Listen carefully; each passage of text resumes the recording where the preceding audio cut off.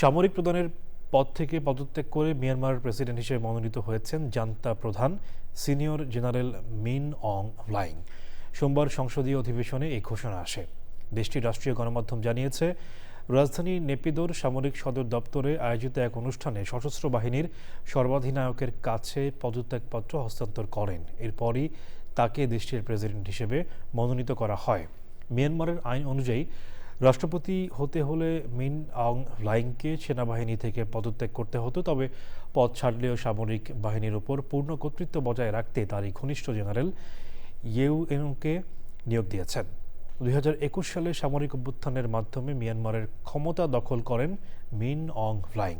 সম্প্রতি অনুষ্ঠিত সংসদীয় নির্বাচনে নিরঙ্কুশ জয় পায় তার দল, যদিও এ নির্বাচনে বেশিরভাগ দল অংশ নেয়নি। তবে সামরিক অভ্যুত্থানের পর থেকে পশ্চিমা বিশ্বের নিষেধাজ্ঞার তালিকায় আছেন তিনি।